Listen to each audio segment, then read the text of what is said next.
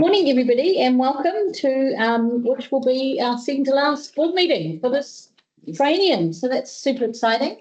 I could ask everyone to stand for the Karakia, please. Kia hora, te marino, te whakapapa pona te moana, he huarahi ma tātou I te rangi nei, aroha atu, aroha mai, tātou ia tātou kātua, huie, tai hie. And just the translation, may peace be widespread, may the sea be like greenstone, a pathway for us all this day. Let us show respect for each other, for one another, bind us all together. Thank you. Beautiful, Rika. Well done. Pronunciation is getting next level. Okay, practicing. Item 2.1, do we have any apologies? I have one, and that is from Board Chair Chrissy Robertson. Do I have a mover and a seconder? Move. I'd like to move that we don't accept it. And we've got a mover that happened first. Do we have a seconder? Second. All those in favour, please say aye. Aye. Against? Yeah. Two there. And can we have, would you like those recorded? Please. Thank you. Our next item is item 1.3, which is public forum. And I would like to invite Tracy Barnes first to join us. Good morning, Tracy. I'm just going to get my timer sorted. Thank you. Sorry, just before you start, I should have told everyone that this meeting is recorded, so you will be recorded. You've got 5 minutes to address the board and they may ask you some questions at the end. All right. Okay, so I'm here to give you a pretty quick and relatively exciting update from our end. So I know that many of you have been walking on this path with us to the Mercury Bay Resource Recovery Centre, and in recent months we've had a little bit of a roller coaster. So we've decided to push forward with an interim site while the full refuse transfer station project continued. So we found a site, which was really exciting, and then we lost that site, and then we found a site. So jolly good, we have one now, and just by a twist of fate, it's actually right next door to the existing refuse transfer station, which is a perfect location for us. And we have secured a 12-month lease with 12-month right renewal. So that gives us some leeway as the project progresses, the full site progresses, which is excellent. And this has meant that we're really able to move forward with some of our milestones, and really importantly, it's an opportunity to just sit back and reflect on the 5-year journey that's brought us here, and to acknowledge those people who have helped and supported. So big call out to council, who have really stepped in a number of ways to help bring that together, and we'll be doing a joint release with them in the coming weeks. We are doing a soft launch, which means that we're not throwing the doors open to the public and with a big call to action, I suppose. We're just opening the doors really quietly and beginning the process of setting ourselves up. We have, however, with support from council and MSD's projects in the community, we have been able to take on our first 2 staff. So that's really exciting and gives us the opportunity to be able to move forward with setting up systems. And the real value of this interim site is that we're going to create an operating model that will sustain us and make the transition to the new site really smooth in the future. So I think that's it. So three key milestones. We have a place, we have people, and we've also been able to generate an income stream. So the zoning on this site doesn't allow us to have a retail shop, which is one of our long-term goals. So it's zoned industrial, and there are some limitations. So we've been able to establish an online sales channel, and we've done that through some funding from pub charities. So we want to call out to them for making that possible too. So hopefully people, revenue, place, what could be better? Wow. Can I ask, what's the address? It's 239 South Highway, as I say, right next door to the RTS. So hopefully we'll be able in time to divert traffic as it rocks up and bring it in, take those goods on board. We've found a number of pathways leveraging great partners like Seagull Centre, Eco Technologies who'll take e-waste, those types of things. So getting those pathways in place is really important, because otherwise we'd end up sort of drowning under, you know, the volumes coming in. So we've worked pretty hard to make sure that we've got as many local places as we can to do things, and then some further away opportunities for disbursement. Through the chair, Tracy, is there a date when the public will be able to start bringing items in? Look, we haven't determined a date specifically. It'll be in August, so within the next 3 to 4 weeks. We just need to get some shelving, get some tables, get some equipment, that type of thing. Make sure we've got a truck and, you know, things to move and places to put things. So yeah, it will definitely be coming, but no, I couldn't finish it. We give you a date today. So. Sorry, Deli had a question. Oh, sorry. Through the chair, do you have someone to send fabrics to, like old clothes? We only via the Seagull Centre. We haven't established a line currently for that, but there are a number of places in Auckland that we've begun conversations with. So I have a link, and I might send it to you just in case it's not one that we know of. And through the chair, I would like it formally noted the appreciation of this group and their tenacity with all sorts of obstacles thrown in their pathway, that you have come to this point, like massive kudos. So it to be formally noted. Bess, did you have a question? I just wondered, have you put out any, notices for if you need help out there? You know, to set up. To volunteers and things like that. Yes. So 2 things. Working with the council media communications team. Yes, sorry. yes. We're looking to do a launch in connection or with the council. A joint Thank you. Yes, so there will be a media release. We have something going out on the radio today to begin talking to the fact that volunteers are really what's going to make the world go round from here, and a call for that. So we have all sorts of opportunities for ways that people can contribute. Yeah, and also I believe that the Seagull Centre is standing up a resource recovery item on CFM, and we'll be using that channel as well to make a call out. So, yeah. Thank you, Trace. Thank you. Any more questions for Tracy? Yeah. Sorry. Sorry. Through the chair. The Tetra Packs. Yes. We're looking at that place in Hamilton, weren't you? Are you going to be promoting the return of Yeah, we Tetra did. Packs? So we at the moment NOC is collecting on our behalf the Tetra Packs, and we will be taking that routing from there and also accepting on the site for the Tetra Packs. Yeah. Just so people know, do you want to Absolutely. explain about the Tetra Oh, Packs? yes. Okay. So food beverage containers, the things that you get drinks and milk and all of those things in, by cutting those open, washing them out and, drying them flat, we're able to collect those into bundles and take them off to Hamilton, where Safe Board creates a jib alternative using those products. Wow. And it's been rated now, fire rated and water rated and all sorts of things that can be used inside and outside. And it's part of a network that's been collected, and they've actually just launched in Australia as well. So they're doing really well. Amazingly, Main Freight is their partner, and they sought government funding, didn't get it, but Main Freight stepped in with the money, and also they provide the network for moving the goods around, because they have that backload opportunity. So it's a great product, and it's a great way for using things that we couldn't otherwise do anything with. Yeah. Question about, the little plastic cap and the screw mechanism. Does that come out before you? It all stays in there. They take it all. I'm excited about so you just, as they rinse it out, leave it screwed on, and they take the whole thing, crush it. People like Fonterra, for instance, are contributing, to that, and happy to share the link if anyone's interested in knowing more. Wow. Hey, look, really appreciate you coming in, and as Deli said earlier, just congratulations and well done, and thank you for continuing to push. We know that this will be a fantastic. Thank you. in turn, really appreciate the board. I mean, you guys have been with me all the way and we couldn't have done it without you. Thank you, Tracy. Thanks, Tracy. Vice versa, Tracy. Right, Lovely Smith, are you going to join us? Thank you.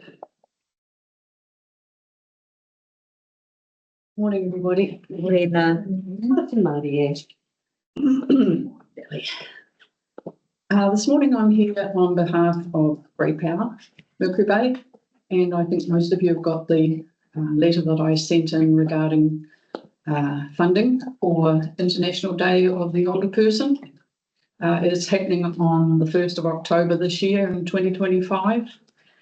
And Grey Power has put up their hand and organised the event for the community of Mercury Bay and surrounding areas. We're hoping that folks from Coromandel, Whangamata, Thames, maybe not Thames, and that our local East Seaboard will come and participate. We're in touch with the continuing care locally in Whitianga to bring some of the older folks along that are a little less mobile. So the purpose of the grant was to provide a coffee and cake and morning tea for the older folks on the International Day of the Older Person. We're having some guest speakers coming in and zooming in from out of town, and we're having a speaker coming in to speak as well. And we'll provide folks with morning tea. We're in the process of talking to the other organisations in town to see if we want to extend the event and make it a bit bigger, maybe incorporate something at Crossroads where we can have other organisations that provide care and opportunities for the older, for seniors, and facilities and options that are available to them, because so many older people in the community don't know what's available. And one of the things that we do, and when we have our bi-monthly coffee mornings or luncheons, we try to invite speakers that are giving knowledge to the older people to know what's available. Recently, one of the biggest things for the seniors is driver's licenses. The mandatory tests they're having to do once they reach a certain age, and it's creating a tremendous amount of stress and anxiety in older people when they're just being told locally at the medical centre that they've got to stop driving right now, and it's going to cost them $1,700 to go to Tauranga or Hamilton and get an assessment that most people cannot afford at all. So we're trying to work nationally and locally to make that an easier process for people. And one of the things that Grey Power nationally has just achieved is with transport agency is to allow people to start applying for their driver's license 6 months before their birthday, so that it's not 2 weeks before and then they have all this medical things they have to go through, and it just causes even more anxiety. So those are some of the things that we're doing nationally, as well as working on locally for people. So this is the purpose of the grant, is to provide a celebratory function for seniors in the Bay, all seniors. Thank you. Through the chair, can I just ask, has this been had here in Whitianga before, the International Day of the Older Person? Yes, last year it was done jointly. Medical Centre did it last year, and Yes. they got grants. That's why I'm here, because they let me know about it. Because yes, it has been done before. The United Nations decides what the theme's going to be, Yes. and then people pick it up around the world and celebrate it. So yes, they did a big one last year. It was really good. Oh. Well, I think it's a great kaupapa Yeah, it is. there. Yeah. Kia ora. Just through the chair, can you give us a flavour of who the speakers are that are coming along this time? Well, we have our national president who's going to Zoom in. Unfortunately, it was going to cost way too much for her to fly up from the South Island. And so we're going to Zoom her in to do the kick-off. And then we've spoken with James Whitaker, who's from Resonate Health, and they have a new offer to seniors for hearing aids, where people pay by the month. And it means that they don't have a $4,000 to $9,000 initial outlay. What it means is they pay $90 a month, and every 3 years they get a new set of hearing aids. And so it's a new model to accommodate the needs, the financial needs of seniors. So he's going to be our guest speaker too. Unfortunately, we have a something that we have to take into consideration, and that some of our seniors don't have focus spans as long as the younger folks, and so we try to keep the speakers to about 15, 20 minutes max, and 2 is about what we can handle without losing people. So yeah, we try to keep everyone engaged one way or another. Any other questions for Linda? Thank you. I guess everybody saw the amount that was. Yes, so we have all of those attachments on our order paper. Thank you. And we were discussing that the grants discretionary fund, it'll be our first item after we confirm minutes. So won't too far away. Yes, thank you. Is there anybody here that would also like to speak that hasn't speak now? No? All right. May I have a mover and a seconder for public forum then? Thank you. Seconded by Bess. Thank you. All those in favour, please say aye. Aye. Against? There being none, that's carried. Any items that are not on the agenda? Negative. Any conflicts of interest? Negative. For the grey power. Are you a member? Yes. And Bess is a member. I can only speak for myself. May I have a point of clarification then? Does that remove them from all of the grant conversations? Or just that one? Just that one. Just that one. Okay.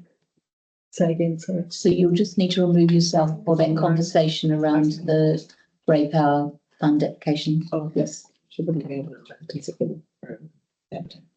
Right, For it, just for the whole thing. okay, all right, but the public forum's okay? Yeah. Yeah, okay, all right, thank you. So you're clear with that? To leave the room? Yeah. Perfect, thank you. Do we need to move and second conflicts of interest? Yes. May I have a mover? Thank you. I'll second it. Thank you, Peter. All those in favour, please say aye. Aye. Opposed, there being none, that's carried. Item 1.6, which is on page 3, is your minutes of confirmation. Do we have any? Hello, Caroline, are you going to move it or? No, there's a few errors. All right, okay. Tell us, please. Page 6. The address for Moe Park Reserve has got 42 Moe Road. That's Moe Park Road. Just still Yes. future times, people referring back, I might get it. Yeah, that makes sense. It's in the second paragraph, and then down below resolved, the second number 2.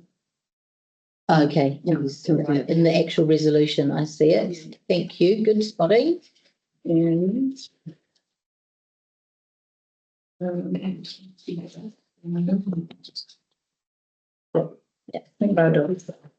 then bring it back to confirm, or we'll confirm them with both edits. Okay. is the address of Sheriff Block, is that Abrahamson? 42 Abrahamson, it's got 42 Moe. So I was just trying to clarify exactly where the Sheriff Block is technically 90 Moe. Moe, okay, so it fronts on to Moe. Yeah. I know. Really weird. It is, some of the rural block, isn't it? through the chair, that some of the properties have gone through a renumbering process for the Sheriff Block. However, the parent property is still called 90 Moe. Yeah, okay. It was. So I think that was all. Just those. Thank you, Caroline. Anyone else have any comments around the previous minutes? No, I haven't asked for a mover and a seconder. No. Thank you, John. Oh, second. Thank you, Delly. All those in favour, please say aye. Aye. Opposed? There being none, that's carried. Right, so our next item is item 2.1, which is a request for funding from our Community Board Discretionary Fund. That's page 10. Or with hand over to Heather. Is there a spare agenda? No. You seem to be missing one. Like, oh, no, done here. That's right. It's all right, fine. Yeah, thank you, darling. The glasses are there. Thank you, sweetie. Before I hand over to Heather, may I just have a mover and seconder, please? Thank you, John. second Seconded that. by Peter. Thank you. Thank you. Good morning. Yeah, thank you, Madam Chair. I don't actually have anything additional to add to this. I take it that you've read it. And Linda's spoken most eloquently on the grey power portion of that. So it's up to the board's discretion whether they approve or decline those requests. Okay, so looking at these resolutions, can we just do them one at a time? Each, sorry, I'm just trying to find the resolutions. This is copy.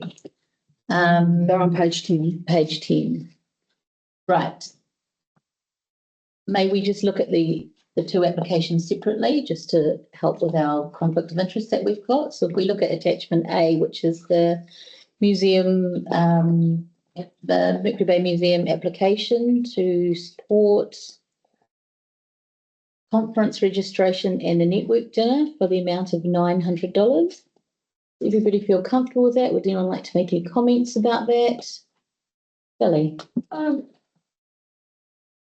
think through the chair that for a small community, our museum bats well above its weight. Often refer to the fact that our museum is like the TARDIS. It's interactive like Te Papa. This piece of research has had international recognition, and I would ask the board wholeheartedly to support this. The museum hasn't come with cap in hand. They've done a lot of fundraising themselves, and this is just that. I suppose it's a demonstration of our appreciation for the work that has gone in, and I would like to wholeheartedly support this application. Perfect. I just want to add to that, I went to the opening of the Buffalo Reimagined. It was fantastic. It's a really good exhibition, and I really encourage you all to get down there. That's just as an aside, but absolutely support what you were saying. And I'd like to thank for that kaupapa. I was there on Sunday night, and there's some things I just wanted to know but didn't know but found out from. And I'd like to acknowledge the mahi that has been put in to the fundraising, and for the benefit of our community. So nei no te mihi kia koe kare. Was there anybody that has a point of view that's different to the two that have been expressed around the table? Through the chair. Yeah. Not a different point of view, but just really to add to the request. I think it would be of interest and beneficial to the board if after the trip there was just like a one-page report back to the community board on the benefit of the trip to the museum. Yeah, I would absolutely think that would be great. Can I add to that, Madam Chair? They? I'd like a show and tell. That's all right. And some chocolates. I can't wait. Heather, that's within something that we're able to request? Yes, Yeah. good at that. Okay, thank you. John, you had a No, just as a mover of it, I would like to have the final say on it, really, and so just support everything that has been said on it. I think the museum is a terrific asset for Mercury Bay, and this is just a very small way that we can continue to show our support for what you do. It's just fantastic. So. Enjoy the trip. I hope the fundraising has on track in regard to the broader sense. One final event on Saturday night would be something 6 to 10. So if we push it, it would be amazing. Oh, is that the river hall? Okay, well, we maybe talk outside of here around it. But look, yes, and so it has my full support, and I think all of us around the table want speak on behalf of everybody. I think that we would just love to hear back afterwards in regard to how the international audience was in regard to. Don't feel under any pressure in regard to it being overly formal. It's more out of our interest to in the overall thing that we'd like to really hear. So I'm very happy to move it. Great, right.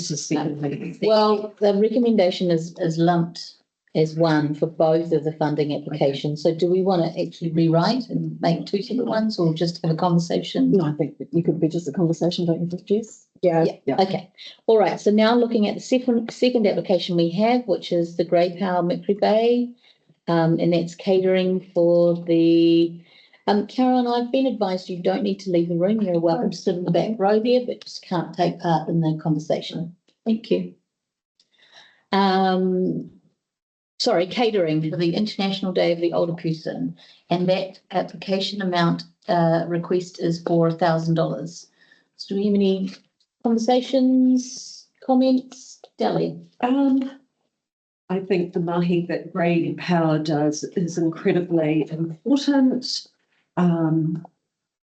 If, you know, people can be transported from care facilities and maybe even Coromandel Town, someone like Bubbles can coordinate some sort of transport over, that would be really good. And maybe we can help Heather in that space by having a chat to the likes of Bubbles and maybe Eileen in Tairua/Whangamata.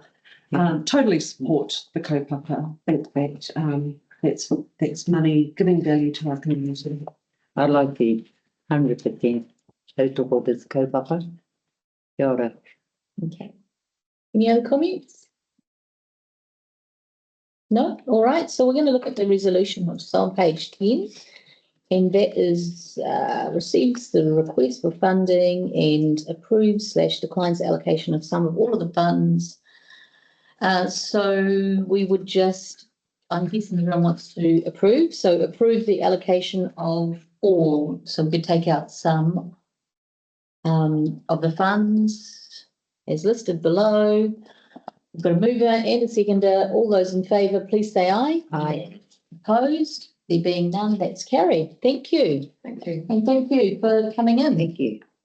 All right, our next item is item 2.2, which is a request for a letter of support for the Coro Classic Event at Matarangi. That is on page 31. Welcome back, Caroline. And we've got Kirsten. Hey, welcome. Where is our discretionary? Morning, board and councillors. I'll take that you'll read the report. Yes, You indeed. remember meeting young James Bristow at the staff meeting. They have requested a letter of support from council just to set aside alongside their resource consent amendment application. They're going to go to the community and get some letters from business owners as well, just to give a bit more oomph their application. Yes. So this request is to you just for a simple letter of support. Ellie. No brainer. Bringing a lot of people in, providing entertainment. You know, we've had a gap since we lost Coro Gold some time ago. The crowds that used to come to Coro Gold were so well behaved. Like there was never any argy-bargy. This event's proven itself as a winner, and all power to him. And I'd like to move that we support this. It's great because I need a mover and a seconder for this report. Can I just, spotted some errors in the letter. Sorry. She's improvised this morning. Read it today. Just before you share those, may I get a mover and a seconder? Deli's moved. Can I get a seconder for the report? Thank you, Bess. And now you may kick off. Right. The schedule to take place on 25 or 26. 26. Yeah. And I just wondered if you might want to start with this as to express rather than we are writing. Okay. Yeah, this is an example, and it hasn't been, and I see there's an extra we in there. Yeah. We've got a wee in there. Wee. Through the chair, Councillor Grant. can I just ask a couple of questions? And I do this in a way that I want to make sure that I support this greatly. Anything that we can do on these events is great, but also believe and a firm believer in consistency. So the resource consent is issued by Council. Right. So I'm just recalling previous ones where we have been requested letters of support, where we have consent applications in, and we have felt the need to be in a neutral position in regard to that from a council. So it's a community board within council recommending to council that we proceed with that. You may recall that discussion that we had on a previous one. So I just raise that for the sake of consistency. I did query that, sorry, through the chair. I did query it with Mitch King, who said that community boards sit separately to council. So that was his. Can I ask a question therefore, to assuage that concern, word assuage, that, Hang on. because technically, and Jesse, you might be able to help here, we are members of the community board. So would it be appropriate for us to abstain from that vote? Because as a council, we'd actually be issuing that resource consent. We've been, sorry, carry on. Go, Jesse. I think what we're talking about is two different things. I think us three as community, as wearing a community board hat, who's potentially coming to council is one issue. Yeah. I think what John's talking about is the fact that the community board is supporting something without going out and talking to the community about whether they would want it supported. Is that right? No, not necessarily, because I think that's what we're elected to do. So I think we're absolutely, it's just for the sake of consistency, because on the last one, we didn't produce that letter of support. We withheld doing that. And I just, if we do that in one case, why are we doing it now under similar circumstances? And the reason that we did it last time was because we didn't feel it right as a community board to be supporting something that was to be considered by council from a consenting point of view. So I just raise it as a technical point because I absolutely want to do this, but also believe very strongly in consistency. Yeah. Ooh. So where does that leave us? Great, Peter, let's go. Just following on from John's comment, I think the last time that we did not give a letter of support, the reasoning was because in that particular instance, there may have been requirements from council which would fly in the face of our letter of support. And for that reason, we felt we couldn't give the letter of support. Whereas in this situation, I don't think there's that likelihood of something coming forth from council. And in any event, council has the right of comment in its resource consent application. Kia ora. Such wise counsel, Peter. Kia ora. I wonder where that council was last time we had that same discussion. Any other comments on this? Because we'll put the vote.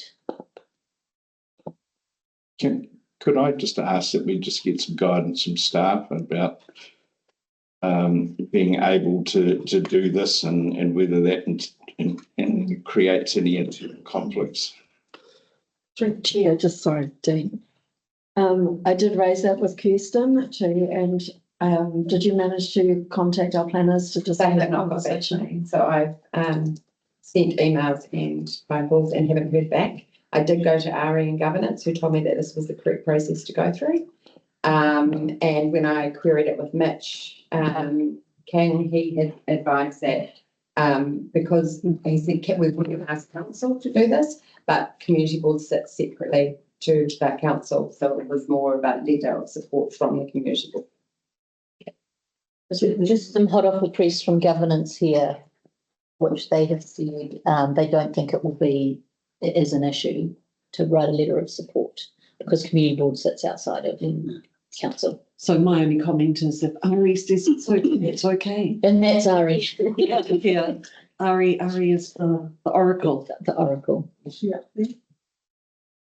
No, Through the chair, that would be my advice as well. The resource consent process is a separate process. Your letter of support would be taken as a letter of support.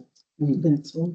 Let's go. Well, it just makes me concerned that we have not been consistent. So I'm happy to put it on that advice. We will, our movers and second. Yeah, through Through the chair, can I ask, Sally and John, what was the previous event you were referring to?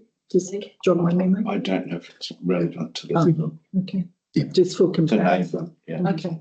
Yeah, through the chair, we can firm up that advice, and if there's a need to revisit previous requests made to the board, we can look to draw those out in the next meeting. Cool. So your advice at this stage would be to progress, if Yeah, the board progress. wanted to support, would be Yeah. to progress, and then, okay, all right, thank you. So we have Bess and Delhi with a mover and seconder on this item. Are there any more questions, Kirsten, or of anything else before we take this? No?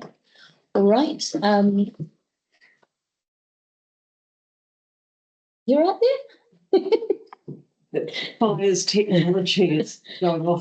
So the recommendation is, receives the request for letter of support for Coro Classic Event in Matarangi, the report dated the 14th of July, 2025, and agrees to provide a letter of support to be included in the resource consent amendment application. All those in favour, please say aye. Aye. Opposed? There being none, that is carried. Thank you. Thanks, Kirsten. And that takes us to item 3.1, but that says 2. Oh, I think it would. Okay, so you're all good. Okay, sorry. So item 3.1, which is on page 35. Good morning, Luke. Morning. Before Luke kicks off, may I please have a mover and seconder for the support? Thank you, John. I'll second. Thank you, Delhi. Welcome. Morning. So through the chair today, I've got a few things to cover. Initially, what you will see in the cover report this time is something a little bit different than the normal. We've introduced the 2 new projects that are landing this year. And so these 2 projects, it gives you a bit of context around them, and they will come into the standard report next month onwards. What you will see in the report is that this is the June report. So the last of last financial year, and you'll note that it just follows the standard. There are a couple of other elements. I just want to just get a point of clarification on that. The annual planned budget, therefore, is the June end budget, not the current year budget. That's last year's report. Yeah, not this new budget. Yeah. Thanks. Just from next meeting onwards, you will see this year's, because we'll be reporting on July. 1st of July. Yes. So there are a couple of quick things to touch base on. What I hope we anticipated was a bit of interest in the public conveniences and TIF toilets. And I got an update from our project manager prior to this so that it's a bit more live for you. So I can say that Cook's Beach and Matarangi are both 80% complete. They should be opened early next week, obviously weather dependent and all those sorts of uncontrolled elements. Buffalo Beach was meant to start in 3 weeks. However, we've done a bit of a switch around and we brought that forward. And so we're expecting that to start Monday, 4th of August. Construction takes about 2.5 weeks because the buildings themselves are already built, and they just prep in the site, and then they bring it in complete. Portaloos will be provided at Buffalo Beach while construction is underway. And of course, we've got a traffic management plan in place and arborist covering all of the different angles that we need to ensure we're doing a good job. And yes, I'm available for any questions you may have. John. Nice to see you. Yeah. Some questions, just to help in my broader understanding. So I was having a look through this report when I was reading it, and very conscious that we've been through an annual planning process where we look very carefully at what we're likely to spend and the amounts of money that have been allocated, and then I'm looking at the completion rates on the various projects in here. Would you have a feel, because I didn't add up all these numbers to try and work out what percentage of our budget we've spent, but in looking at it, I'm guessing it's sort of somewhere between maybe 50 or 60%, somewhere in that sort of order. I don't have the breakdown by area, but we've been pulling a picture together with the finance team around the whole capital investment, which is actually looking against the deliverable over 70%. I don't have the firm figure yet, but that's because we had the last of the invoicing coming in during the month. And so the year end closes. I know that, at the council level, we were discussing it coming in at around 76%, somewhere in probably around that number.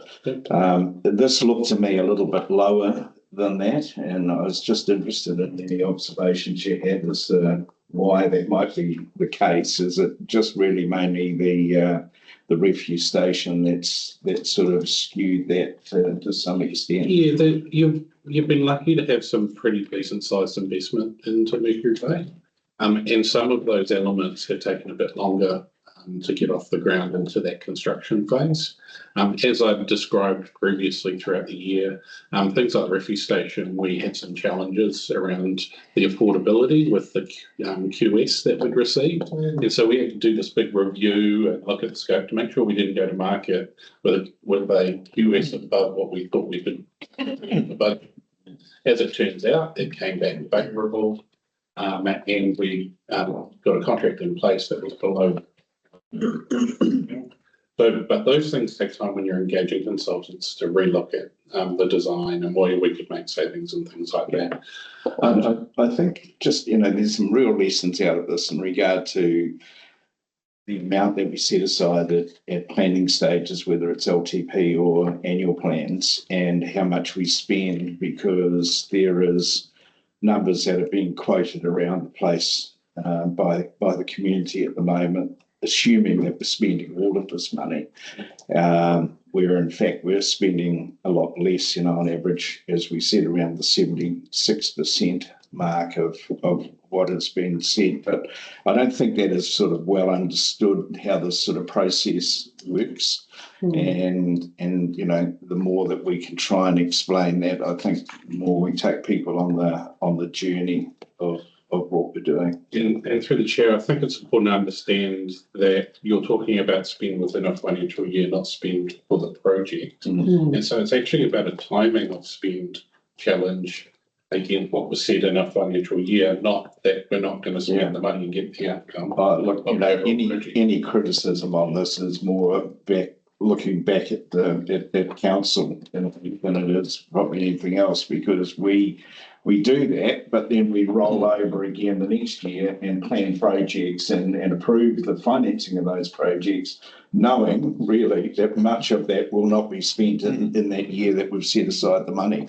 And so yet again, we are sort of indicating that if you look in the long-term plan, that we've got amounts of set aside for capital projects of about 178 million, where in fact it's likely to be considerably less than that. And so you get the confusion that it ends up coming through in regard to it. And it's well illustrated within your document here that it's the end of the financial year, and we've got projects like the refuse station with a rollover of about 2.6 million into the next financial year. Yeah, and noting this is June's report using May's end of month. And so when you look at the actuals that are coming through for June, there was quite a decent spend for the RTS in June because construction had kicked off fully. I've got lots of questions about that too, but I'll sort of wait until we get onto that topic. Yeah. Through the chair and further to John's comment, I think it's valid. And my favourite song that I sing is the song of our comms team, and the fact that we don't tell stories really well.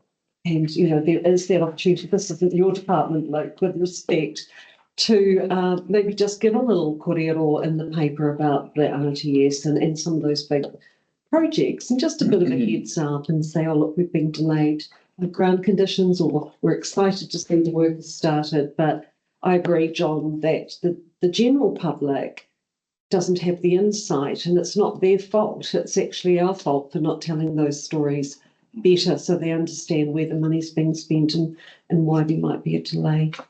So that's a comms feedback, Dean, rather than a Luke issue.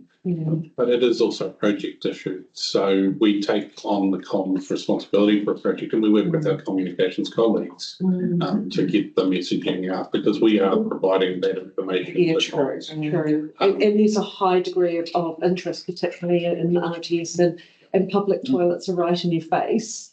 So those things that people can actually see their rates money being spent on, have that interest in, those are good stories to tell. Absolutely, I agree, and we've been putting some effort into updating the project pages on the website over the last 6 months, because some of them were out of date and some of them were missing. So we are working on that. I do think that the majority of the public don't go on the website. I think they hear on the radio or their local paper or that sort of information. Through the chair, just to add to these comments, in the report here on the Austin Drive stormwater improvement, the meeting was held on 24 June this year, and on the Austin Drive stormwater improvement, we're told that the project is in the initiation phase. At our last meeting of the committee, there was a concept plan in place. There was somebody from the Works Division going to draw up the specifications. There was going to be a contract let. The works were going to start in October this year. So there's hardly the initiation phase. It is from a project sense. And so the project only got handed to us 1 July. And our framework has 5 phases to deliver a project. And the first phase is initiation. Then you move into design, planning, design, construction and enclosure.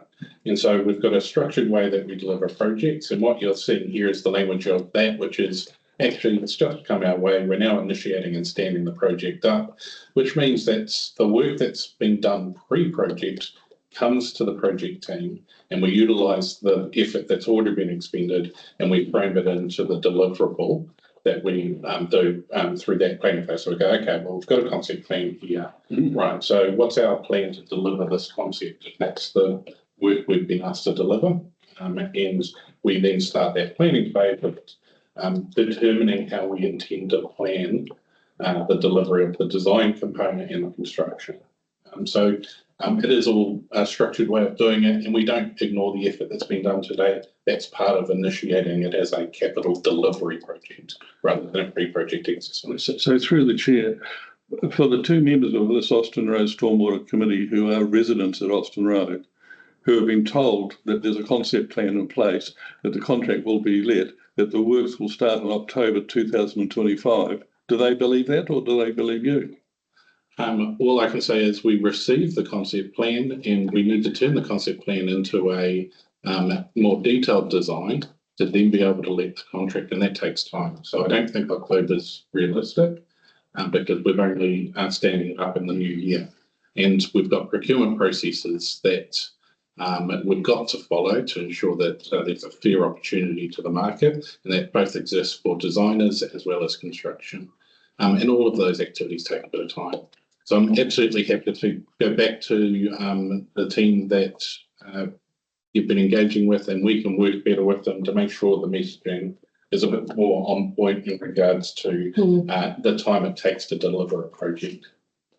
So as the other elected member on that stakeholder group, appreciate that and understand that ground water levels and things have to drop a bit before that can be executed as well. And I understand from a resident in that street that we have got some workers in there pumping water, but a lot of people have to get to work and have the school run, and they're arriving sort of 8:30 rather than 7:30 to do that pumping. So just some feedback that it might be more helpful if someone's getting there earlier in the day to facilitate people getting out of their driveways for school time and work time. Absolutely. I can feed that back to the. Thank you. Business too. Yeah. Any other CAPEX questions for Luke? I've got one. Just if you had an update, Luke, around the Matarangi wastewater treatment plant hearing. It says here late October, but likely to be pushed out. I'm assuming that will be pushed or has been pushed out to October. It has been pushed out. We are dependent on the WRC to provide us with the confirmed dates. Indications currently are as per the report that hasn't changed. And so we are providing all the information requested. There is a huge amount of effort that's gone into the background to make sure that council is prepared for when they decide to have the hearing.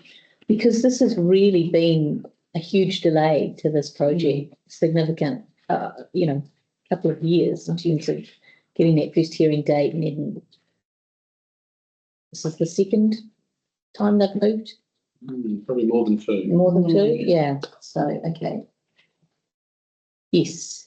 Can I ask a question in regard to the transfer station? The comment on the report in regard to unexpected ground conditions. Did we not do thorough geotech on the site to understand how has this problem developed? It's a decent sized site, and geotech do test drilling at locations, which they did, and there was nothing at that time, that initial time during the design phase, that in fact we were going to have any big issues. When you actually break soil, it's the highest risk kind of part of this type of project, because you just don't know until you've got a big digger there opening up the earth. And so when the contractor started doing that, we then started to identify that actually we do have some concerns here. It's focused mainly on the areas where we're going to have large structures, and we've got to ensure that what we put in fill-wise, it's a very specific standard, so that it can handle the loading of the bigger buildings, the weight bridges, things like that.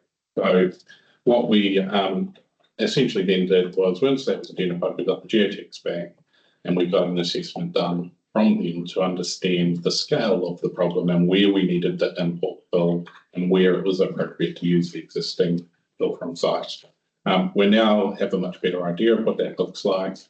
It is going to be a significant cost. We are looking somewhere in the range of $600,000 to $800,000 of imported fill, but that is well within the contingency available for the project. That's going to be so it's no additional cost to the project, but that's why you have this contingency, because this is the stuff that can pop up with any project on the site. Supplementary question then.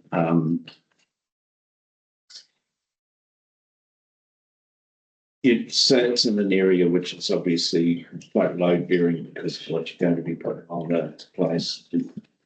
Was there engineering done on those actual sites to determine the ground conditions? And how can we now have, just because we've broken soil, a different view as to what's there than what the geotechs do through their normal testing process? I can only say that we got the advice at the time, preceded me. It was over a year ago that that stuff. And it was too small. Yeah, I know, but I can only talk to what I know, and I can't talk to the past. But that was essentially provided as expert advice. We were given assurance that the ground conditions as they had tested were good. And as I said, I can only tell you that once you dig up the ground in proper and you go down and dig deeper than a sample dig, you then start to find out actually what's going on. Through the chair, and just to follow on from that, Luke, if the expert advice, the geotech advice is wrong, and doesn't council have a right of action against them? Not in this case. This is, you can't hold them, they can't drill the whole site. Yeah, they will drill Sample areas. random sample areas. Otherwise, the whole place be full of holes. Yeah. This is not I'm a struggling with it. Yeah, no, it's not uncommon. Well, if I look at the building of a residential property, you take drilled samples on that site where the place is going down to to understand pretty carefully. Sometimes you do find different conditions. And if that is the case and we've, found things there that weren't approached in the samples, but if what we're now finding indicates that the advice that we previously received was incorrect, then, I'd hope that we are following that through with the person who provided that original advice. So Any further questions for Luke? No. So we've got a move on a second. Do you see them? Yeah. Thank you. Right. All those in favour, please say aye. Aye. To receive the CAPEX report. Against? None. That is carried. Thanks, Luke. Appreciate you coming over to see us in person. thank you. So item 3.1, I think it will be. 3.2 is the action schedule on page 45. And who's? It's not. Oh, sorry, I was like operations manager. No, that's right. Next column down, area manager. Heather. Firstly, before you kick off, may I get a mover and a second, please? I moved. Thanks, Peter, and I'll see. thank you, John.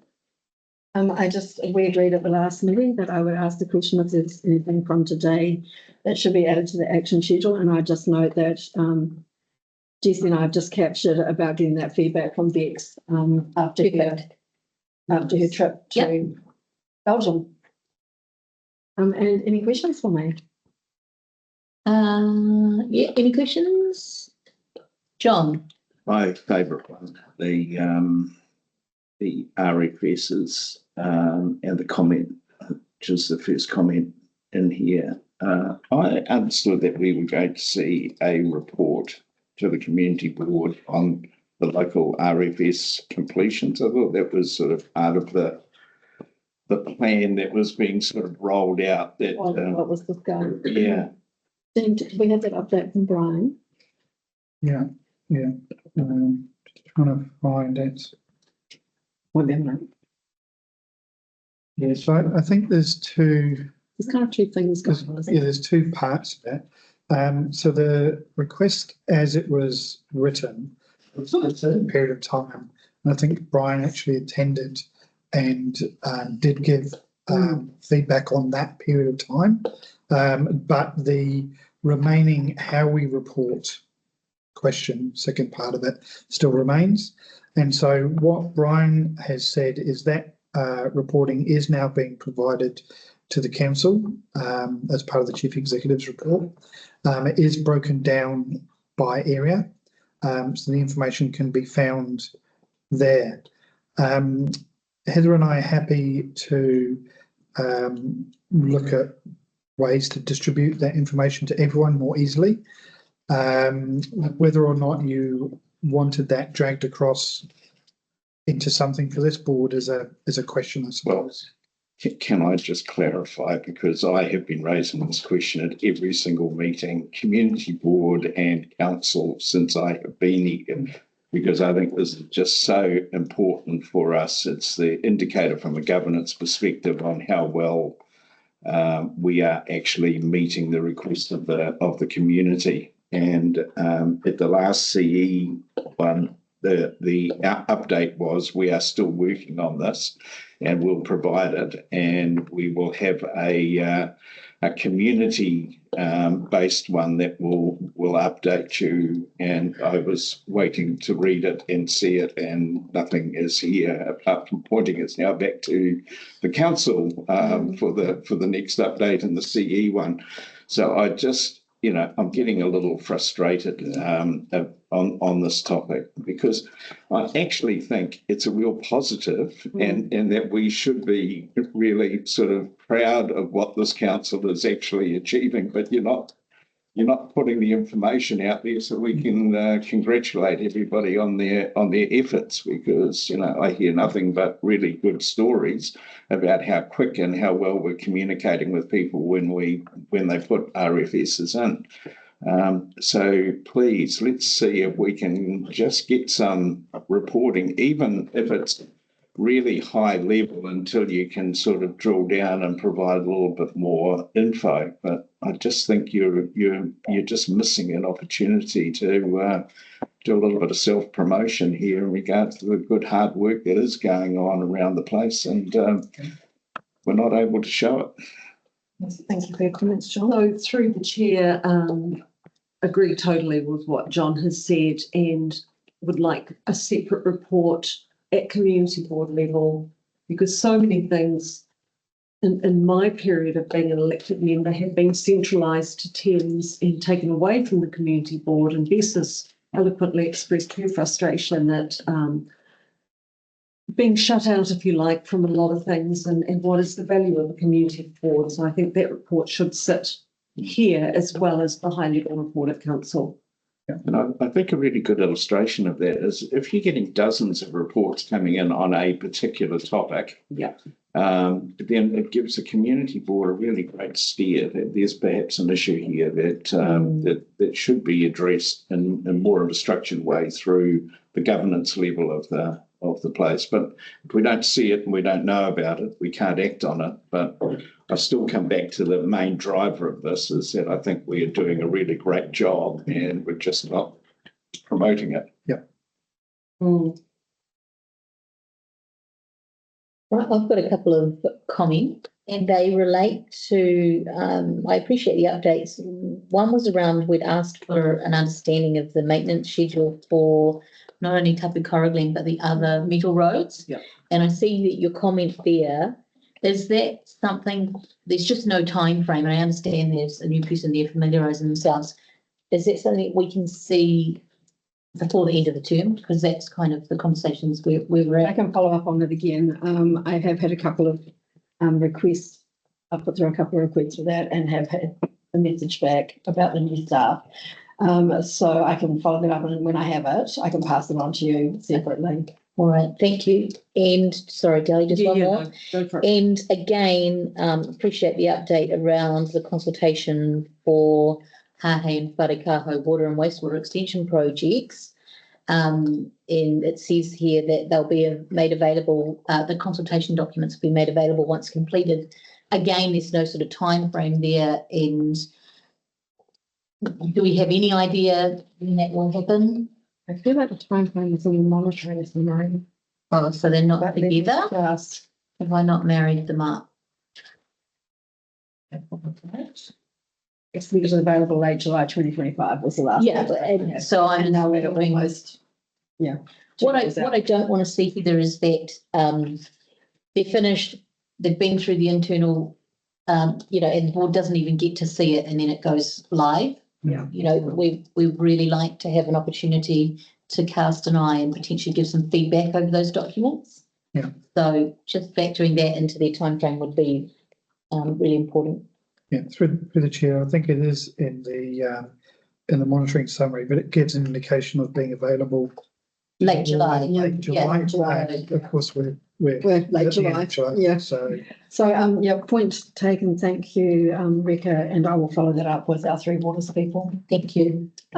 Could I please, Dean, through the chair, have an update on Mercury Bay Boating Club? Because I've seen some articles in the paper where some figures were published that were different from figures that we had seen as a board. And there is still some confusion in the community around who's going to be charging these exorbitant leases and things like that. So I think, a small update every now and again, even if it comes from the boating club themselves, making sure that the figures are accurate and who those figures would be paid to would be really helpful. yep, through the chair, I do have an update from the boating club that I can provide you. Also, they've asked for an opportunity to meet with the board, which we're looking. I know your networking is already full, But we're looking to either squeeze that into your networking or maybe have a standalone meeting. But I attended a boating club meeting not this Sunday, but the Sunday before in the evening, and just clarified some of those things with them. So their update to you is that the Department of Conservation have approved the club's application for concession. They did that on the 21st of July. So it is between DOC and the boating club. The terms of the offer from DOC are broadly acceptable to the boating club, except for the financial arrangements that are contained in there. And so the Department of Conservation's commercial team has decided to pursue a commercial level of rent. And that, could be assessed as raising to up to 19 grand per annum, or thereabouts. Plus there's some easement and admin fees. So 20 grand or thereabouts is what they'll need to find per annum to go to Dundas Street. So that level of overhead is just something that the club can't sustain in its current operational model. And so what they have done is they've requested a 2-month extension of DOC, which has been granted. And they've gone back to DOC and also MP Scott Simpson to seek assistance at all levels. One of the channels that they're pursuing is that there's a number of other leases that they're aware of around the country that are more community-based leases, and they're a lower amount. And so they're really challenging whether this should be a community or a commercial-based approach. I do know that DOC is being pushed to be more commercial in its activities. So there's going to be a disconnect between this request and where DOC is being pushed. So the boat club would like this board to know that at this point in time, that's the process they're going through. That's their preferred avenue, but they are now starting to look at all other opportunities, and a number of them have been discussed with revisiting some of the things that they've looked at before. And so they welcome the opportunity to come and meet with the board and talk you through some of those, hence me wanting to arrange that meeting. Excellent. My other question, because I am concerned that the boating club will be coming to us and asking for the ratepayer to fund 20 grand, which is, for me personally, is not palatable. The Hahe kiosk says that's completed. That was about a resource consent for that tourist information centre, if you like, to be located within that, what do you call it? I can Hahe entrance car park. Thank you, Heather. So you'll be aware that over a few numbers of years, even prior to COVID, we were looking at that with a business association were interested, etc. I spoke to Mike Rogan the other day, and he advised that had a really big community talk through their business association and others, and they didn't wish to pursue it anymore, which is why I completed it. So that's possibly over the page on page 50. They had they had a really big talk about how they would staff it, whether it was beneficial to for a business to pay staff to sit there to give out information and stuff like that, where they could be paying them to work in their own busy business. They talked about whether they also talked to Destination Karakia Correspondence, who were saying, well, the preferred option these days is to have unmanned information systems of some kind. He also had a talk to the ambassadors as well, who were actually working on whether they had enough people to do that. But it was also the added, in fact, cost of the resource consent. But if you have just purely an information kiosk, the businesses they can't on-sell from there potentially, because then, what would you sell that didn't impact your business down the road? So there was a whole raft of reasons. And he said, as much as he loved the idea and thought it was great, they've decided to park it and just continue as they are. Okay, good pun. Yeah. Having just been travelling around the South Island, there are a lot of information boards with QR codes.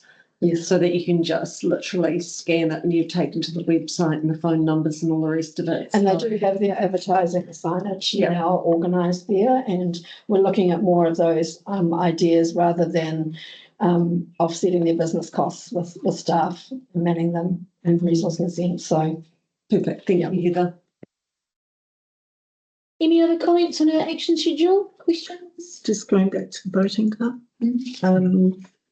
Have we gone back to the where they're presently located as an option, do you know? So some of the options that they would like to talk to you about, pretty much are all of the options that the board has looked at before. Again, their clear preference is to continue at Dundas, but if push comes to shove on 20,000 a year, they're really concerned about that. So not just Taputapuatia, but lots of other sites, lots of different models, those types of things. But I think it would be more appropriate for the boat club to be here and talk through some of those, because they are really just revisiting lots of things that have been looked at over a number of years, and all of those options don't work for a number of reasons, and so so it'll be a necessary conversation. We've got a supplementary question here. Just a supplementary about our networking, which I hear is full. Given that there are very few opportunities to network between now and the elections, obviously, are some of the people that are filling up that space nice to have when we've got things like the boating club as an urgent priority? Through the chair, we can certainly have that conversation. I've noticed that there's a number of grant recipients. It might be that we already have a good relationship with, for the next one's not grant recipients. I'll let Heather answer that question then. Through the chair, we did have it with everyone coming in for half an hour, and I think what has mooted out is that we've moved them out to 45 minutes. And if we're happy to just stay a little bit longer to have that conversation with the boating club, which I think would be quite valuable. Yes, it's important. Then number one, happy with that, we'll make that work. Make it work. Yeah, please. John. Just as an observation, and it should be very clear to everybody, it is just so inconsistent with what is happening. That on one side of the road, we've got a rugby club, $300 annual charge. And on the other side of the road, we have got a boating club with $19,000 a year charge. And the difference is one's dock and one's council. And for the average Joe Blogs in the street, they wouldn't understand that. From their point of view, it's all government, and it's crazy. It is just, storytelling. Yeah. Problems. Well, it's not only that, but the whole thing is just ludicrous. And, we really need to, not the operational side, but the political side of this needs to make that message loud and clear that we're just, really frustrated by the stupidness of what is taking place here. Stupidity was the right word. Stupidity, that was where I was heading. Okay, so we're going to try and look at getting them in on the 12th, and that day's currently sort of finishing just at one. Coming up to 2:30 when you change the time. But we can tighten up a little bit again. Do we need 45 minutes for people? By the time people get in the door and everyone says hello.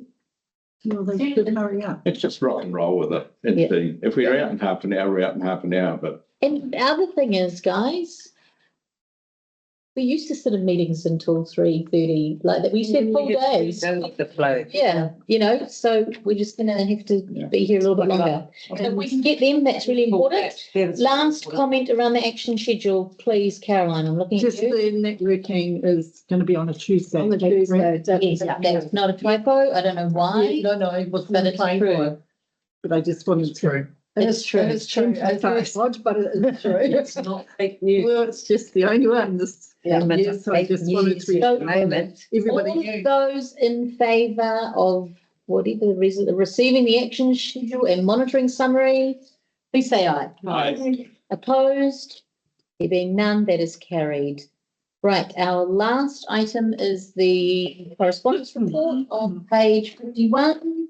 May I have a mover and a seconder, please? I'll move. Thank you, Peter and Delly. Do we have any comments? Any questions? No. Right, all those in favour, please say aye. Aye. Opposed? None, a little bit more enthusiastically next time. All right, that is passed. Thank you, everyone. It's 10:15 and that is us done for this, our second to last meeting of the term. Let's have a cup of tea, be back at 10:30 and we've got a workshop.